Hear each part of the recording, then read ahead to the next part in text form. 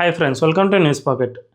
బ్రహ్మపుత్ర నదిపై మన Indian government ఒక కీలక నిర్ణయం తీసుకుంది. ఏకంగా ఈ నదిపై 208 భారీ హైడ్రో పవర్ ప్రాజెక్టుల నిర్మాణానికి శ్రీకారం చుట్టింది. ఇందుకోసం ఏకంగా 6.4 లక్షల కోట్ల వ్యయాన్ని కేటాయించనుంది. 2047 కల్లా ఈ డ్యాంలన్నిటినీ పూర్తి చేయాలి. దీని ద్వారా యావత్ దేశ వ్యాప్తంగా కరెంటును సరఫరా చేయాలని కూడా నిర్ణయించుకుంది. అయితే మన ఇండియా ఒక నదిపై ఇంత పెద్ద మొత్తంలో డ్యామ్లను నిర్మించడం ఇదే తొలిసారి. ఈ నిర్ణయం ఎందుకు తీసుకుంది అంటే, రీసెంట్గా మనందరికీ తెలుసు, చైనా ఈ బ్రహ్మపుత్ర నదిని చైనాలో యార్లుంగ్ సాంగ్పో అని పిలుస్తూ ఉంటారు. ఇది టిబెట్లో ప్రవహిస్తూ ఉంటుంది. టిబెట్ నుంచి మన ఇండియాలోకి ఎంటర్ అవుతుంది. సో ఈ టిబెట్ చివరి భాగాన చైనా భారీ డ్యామ్ను నిర్మించడానికి శ్రీకారం చుట్టింది. ఇప్పటికే ఆ దేశంలో 3 గోర్జెస్ డ్యామ్ ప్రపంచంలోనే అతిపెద్ద డ్యామ్గా ఉంది. దానికంటే పెద్ద డ్యామ్ను ఈ యార్లుంగ్ సాంగ్పో నదిపై నిర్మించాలని చైనా ఇప్పటికే దానికి భూమి పూజ చేసింది. ఆ నిర్మాణం కూడా స్టార్ట్ చేసింది. దీన్ని అడ్డుకోవడానికి మన ఇండియా కూడా బ్రహ్మపుత్ర నదిపై ఏకంగా 208 డ్యామ్లను నిర్మించడానికి ప్రయత్నాలు స్టార్ట్ చేసింది. దీనిపై ఇప్పటి నుంచి వర్క్ స్టార్ట్ అవుతుంది. 2047 కల్లా ఇవి పూర్తి కావాలని కూడా నిర్ణయించుకుంది. అయితే ఇన్ని భారీగా ఇంత మొత్తంలో డ్యామ్లను నిర్మించడానికి గల కారణాలు ఏంటి, అండ్ చైనా నిర్మించే డ్యామ్కు ఇవి ఏ విధంగా ప్రత్యామ్నాయాలుగా మారనున్నాయి, ఇవి మన ఇండియాను ఏ విధంగా కాపాడనున్నాయి అనే విషయాలను మనం ఈ వీడియోలో తెలుసుకుందాం. అంతకంటే ముందు ఈ ఛానల్ను రీసెంట్గానే స్టార్ట్ చేసాం. మాకు మీ సపోర్ట్ ఖచ్చితంగా కావాలి. ఈ ఛానల్ను వెంటనే సబ్స్క్రైబ్ చేసుకోండి అండ్ బెల్ ఐకాన్ను క్లిక్ చేయడం అస్సలు మర్చిపోద్దు. ఇక డీటెయిల్స్లోకి వెళ్తే, బ్రహ్మపుత్ర అనేది చైనా నుంచి మన ఇండియాలోకి ప్రవేశిస్తుంది. అయితే చైనాలో ఆ దేశం మనందరికీ తెలుసు ఏ విధంగా కుట్రలు పన్నుతుంది అనే విషయం. ఈ వాటర్ను వెపనైజ్ చేయడంలో భాగంగానే టిబెట్ ఎడ్జ్లో ఈ డ్యామ్ను నిర్మిస్తుంది. అతి పెద్ద డ్యామ్ ఇది. ఇప్పటి ఉన్న 3 గోర్జెస్ డ్యామ్ కంటే చాలా పెద్దది.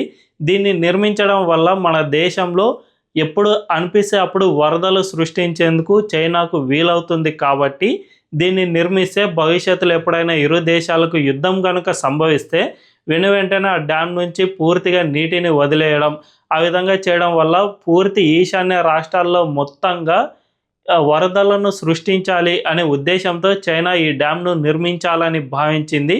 ఇప్పటికే దీనికి సంబంధించిన వర్క్ కూడా స్టార్ట్ అయిపోయింది. కాబట్టి దీన్ని మనం ఎలాగైనా అడ్డుకోవాల్సిన అవసరం ఎంతైనా ఉంది. మన ఇండియాకు ఈ విధంగా ఒకేసారి వరదలు వస్తే వాటిని అడ్డుకోవడానికి అక్కడక్కడ ఆనకట్టలు అనేటివి ఉంటే అవి నీటిని అడ్డుకోవడానికి వీలవుతుంది. ఒకవేళ ఇలాంటి ఆనకట్టలు ఏవి లేకపోతే ఖచ్చితంగా చైనా అనుకున్న ప్లాన్ ప్రకారం వరదలు సృష్టించడానికి కూడా వీలవుతుంది. కాబట్టి ఇండియన్ గవర్నమెంట్ ఏకంగా 208 డ్యామ్లను నిర్మించాలని భావించింది.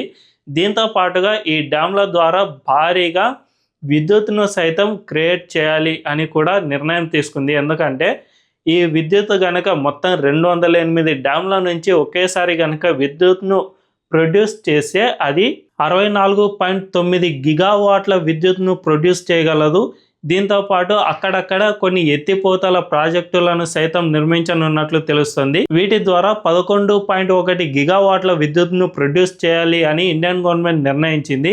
ఈ రెండింటినీ కలిపితే మొత్తంగా 76 గిగావాట్ల విద్యుత్ను మనం ప్రొడ్యూస్ చేయవచ్చు. చైనా నిర్మించే అతిపెద్ద డ్యామ్ అయినా కూడా దాని ద్వారా 60 గిగావాట్ల విద్యుత్ను మాత్రమే ప్రొడ్యూస్ చేయగలరు. అంటే దానితో మనం పోల్చుకుంటే 16 గిగావాట్ల విద్యుత్ను ఇంకా ఎక్కువగా మనం క్రియేట్ చేయగలుగుతూ ఉన్నాం.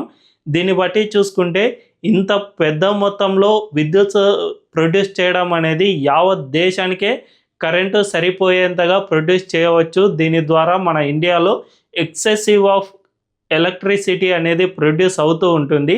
తద్వారా మనకు ఎక్కడా కూడా ఎలక్ట్రిసిటీ పరంగా ఎక్కడా కూడా ఇబ్బందులు అనేవి అస్సలు ఉండవు. మనందరికీ తెలుసు, గతంలో మన దేశంలో పరిస్థితి ఎలా ఉండేదంటే ప్రజలకు సరిపడా విద్యుత్తును ప్రభుత్వాలు ప్రొడ్యూస్ చేయలేకపోయేవి. దీని ద్వారా పల్లెటూర్లలో లేదంటే చిన్న చిన్న పట్టణాల్లో ఎక్కువగా పవర్ కట్స్ అనేవి చాలా ఎక్కువగా ఉండేవి. ఆ తర్వాత మెల్లిమెల్లిగా ఇవన్నీ తగ్గిపోయాయి.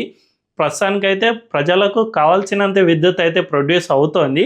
కానీ ఎక్కడో చిన్న ల్యాక్నెస్ అనేది క్రియేట్ అవుతుంది. ఎందుకంటే మనం ఇంకా విద్యుత్లో పూర్తిగా సెల్ఫ్ సఫిషియెంట్గా సాధించలేకపోతూ ఉన్నాము. మన దేశానికి ఏదైనా కంపెనీ వచ్చి పెట్టుబడులు పెట్టాలన్నా వాటికి పూర్తి స్థాయిలో విద్యుత్తును సరఫరా చేయాలి అంటే జనరల్ హౌస్ హోల్డ్స్కు కాస్త విద్యుత్తును తగ్గించి వాటిని దారి మళ్లించాల్సిన పరిస్థితి ఇంకా ఇప్పటికీ కొన్ని ప్రాంతాల్లో ఉంది. కాబట్టి ఈ విధంగా 76 గిగావాట్ల విద్యుత్ను గనక నార్త్ ఈస్ట్ స్టేట్లలో ప్రొడ్యూస్ చేస్తే అది నార్త్ ఈస్ట్ స్టేట్లకు చాలా అంటే చాలా కీలకంగా ఉపయోగపడుతుంది. ఆ రాష్ట్రాలకు ఆదాయపరంగా ఇది ఉపయోగపడుతుంది. దీంతోపాటు దేశంలో అన్ని రాష్ట్రాలకు కరెంటు విషయంలో ఎటువంటి లోటు లేకుండా చూసుకోవడానికి కూడా వీలవుతుంది. కాబట్టి మొత్తంగా 76 గిగావాట్ల విద్యుత్ అనేది మన దేశానికి గ్రీన్ ఎనర్జీ పరంగా చాలా అంటే చాలా ఉపయోగపడుతుంది. 2047 కల్లా మనం ఈ కర్బన ఉద్గారాలను తగ్గించుకోవాలి అని మనం టార్గెట్గా పెట్టుకున్నాం. అంటే ఈ పెట్రోల్, డీజిల్ ఇలాంటివి ఏవి యూజ్ చేయకూడదు అనే టార్గెట్లో భాగంగా దీన్ని మనం నిర్ణయించుకున్నాం. ఇందులోనూ ఈ 76 గిగావాట్ల విద్యుత్ అనేది చాలా అంటే చాలా యూస్ఫుల్గా మనకు ఉంటుంది. కాబట్టి ఇది కూడా మన దేశానికి చాలా మేలు చేకూరుస్తుంది. అంతేకాకుండా చైనా మనపై కుట్ర కోసం నిర్మిస్తున్న అతిపెద్ద డ్యామ్ను కూడా మనం ఈ చిన్న చిన్న డ్యామ్ల వల్ల అడ్డుకోవడానికి వీలవుతుంది. తద్వారా ఇది అన్ని విధాలుగా మనకు హెల్ప్ అవుతుంది. సో ప్రస్తుతానికైతే ఈ 208 డ్యామ్లను నిర్మించడం, వాటితో పాటు కొన్ని అవసరమైన చోట్ల ఎత్తిపోతల పథకాలను సైతం నిర్మించడంతో పాటుగా ఈ విద్యుత్ను దేశవ్యాప్తంగా సరఫరా చేయడానికి కొన్ని పవర్ గ్రిడ్లను సైతం నిర్మించాల్సి ఉంటుంది. దీనంతటికీ ప్రభుత్వం ప్రాథమికంగా 6.4 లక్షల కోట్ల రూపాయలు ఖర్చు అవుతుంది అని అంచనా వేసుకుంది. కాబట్టి వీటిని ఇప్పటి నుంచే మెల్లిమెల్లిగా నిర్మాణాలు సైతం స్టార్ట్ చేస్తారు.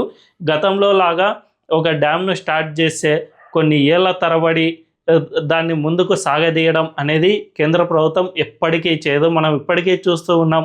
పోలవరం అనే అంశం 2014లోనే జాతీయ ప్రాజెక్టుగా ప్రకటించబడినప్పటికీ ఇప్పటికీ ఆ ప్రాజెక్ట్ అనేది పూర్తి కాలేదు. కానీ సెంట్రల్ గవర్నమెంట్ మాత్రం అలా ఎప్పుడూ చేయదు. వెంటనే అన్ని డ్యామ్లను నిర్మించి తీరుతుంది. ఎప్పుడైనా ఒక్క దాన్ని టార్గెట్గా పెట్టుకుంటే ఖచ్చితంగా వాటన్నిటిని పూర్తి చేసే తీరుతుంది. కాబట్టి మెల్లిమెల్లిగా ప్రాథమికంగా కొన్ని, ఆ తర్వాత మరికొన్ని, ఈ విధంగా మెల్లిమెల్లిగా డ్యామ్లను ఇంక్రీజ్ చేసుకుంటూ వస్తుంది. తద్వారా ఈశాన్య రాష్ట్రాలకు ఆదాయం చేకూరుతుంది. యావత్ దేశానికి సరిపడా విద్యుత్ను సరఫరా చేయడానికి మనకు వీలవుతుంది. దీంతోపాటు చైనా మన ఇండియాపై వేస్తున్న వాటర్ బాంబ్ను పూర్తి స్థాయిలో అడ్డుకోవడానికి కూడా ఈ ప్రాజెక్టు చాలా కీలకంగా ఉపయోగపడుతుందనే చెప్పుకోవచ్చు.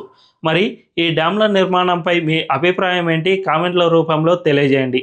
అండ్ ఈ వీడియో కనుక మీకు నచ్చినట్లయితే మా ఛానల్ను సబ్స్క్రైబ్ చేసుకోండి అండ్ బెల్ ఐకాన్ను క్లిక్ చేయడం అస్సలు మర్చిపోవద్దు. Thank you.